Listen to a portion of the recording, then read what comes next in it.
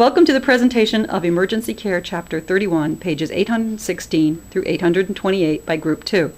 We will be presenting the assigned information to you in the form of a scenario in which the mother of an 11-month-old child has called emergency services because of a suspected carbon monoxide problem. Both the mother and the child have been removed from the building, and this scenario will take place at a neighbor's house. Throughout the presentation, the presenters will be verbalizing all of their thoughts and actions for the benefit of this presentation. The narrator may stop the action when necessary to bring additional points of interest to the viewer's attention. Our EMT team receives the call and springs into action. The designated driver maps out the route to the home, while his partner begins to check for equipment to ensure they have all the gear needed for a pediatric call. They begin their scene size-up as they approach the address. During the scene size-up, they will be sure to look for anything that may indicate that the area is not safe for them to enter. As they exit their vehicle, they'll be sure to pull on their protective gear and have extras on hand. They'll grab the equipment and approach the house. As they do, a woman meets them at the door. They begin the assessment using the Pediatric Assessment Triangle, PAT. They form their first general impressions as they approach the child. This assessment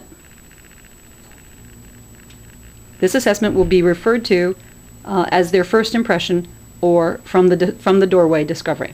It will provide a critical information to them in a few seconds it takes them to get from the door to the child and give them a starting point for their hands-on assessment.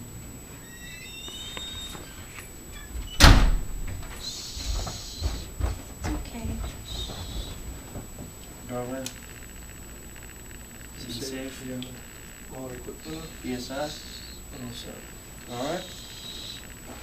Hi, ma'am. My name's Adam. This is my partner Jesse. We got a complaint that you had carbon monoxide poisoning. Is that true, or? Yeah, it's at my house next door, and I came over to my neighbor's house. So the baby was crying. I want to call for Yeah, it's a high priority. priority. Base Base, this is Group 2, high priority transport. Questions about your kid. Need request ALS? Thank you. Has he ever been sick before besides this, or any No. illnesses? All right. Well, let me do this. I'm gonna take your vitals, make sure you're healthy, if you can. Ma'am, I'm going to put the baby on high flow oxygen if that's possible. With your permission, I need you to show the baby that this is a safe device to use so he'll accept it. Okay. Okay? Okay. This baby? And what's the baby's name, ma'am? This is Johnny. Johnny? Okay. And how old is Johnny?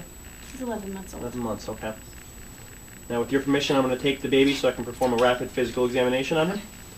Thank you. Watch his head. I got his head too? Okay.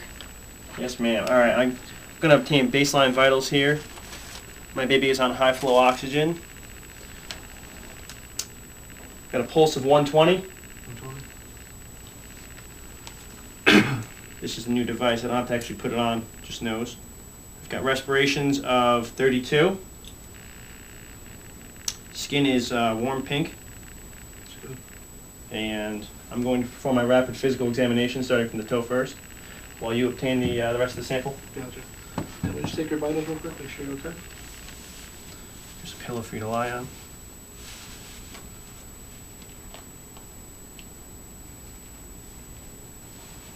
You got a strong pulse of 90. Breathe in. Out. In. Out. In. Out. In. Out. Checking for capillary refill. That's good. Good, clear lung sounds. Looks good. And just had this. I'm going to immediately put you on 15 liters of oxygen as well. Just by below by. Screw you up. So, there you go. Please sit back now. I'm going to ask you a few questions about the kid. Has he ever been sick, hospitalized before up to this point, or anything? No. Just a normal healthy baby. So what was going on prior to what happened? I put him down for a nap, and he woke up, and I felt dizzy, and my carbon monoxide alarm goes off. So just ran over to the neighbors and called 911. How close to the leak were you, or how far away? Like, were you upstairs and the furnace is downstairs? Yeah, and he was like on the opposite side. His room's on the opposite side of the house. Right, so you didn't get too much exposure, as we know, No. but we're still gonna treat well. It looks a lot better. It's going much better. Yeah, ALS should be here any second. Status? Hi guys, what's up? Alrighty. Not too much. We got these two patients, mid-20-year-old female, Jessica, and her baby Johnny is about 11 months old. Both carbon monoxide poisoning, but they got out in time. They were taking a nap. They went to the neighbor's house, which is where we are, and decided to call because of the nature of the illness and for breathing-wise. For baby's vitals, I took hers. If you want to give her your vitals. Yep, so you pulse can- is 120, respirations are 32, they're unlabored. Skin is warm and pink. Sounds good, let's And then- transport them high priority. And ma'am, just follow us, and I will give her your vitals at ambulance, and then you can calm your kid on the way as well. We'll continue the oxygen and continue an ongoing assessment. Great. Good work, team. At this time, our EMTs will load Mom and the baby into the ambulance. Our EMTs will drive with the appropriate lights and sirens if necessary.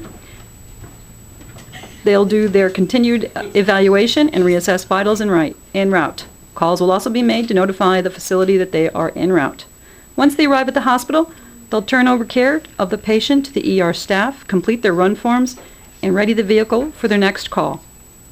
This concludes our presentation today of the Emergency Care Chapter 31, pages 816 through 828. We hope you found it informative. Thank you for your attention, and have a good evening.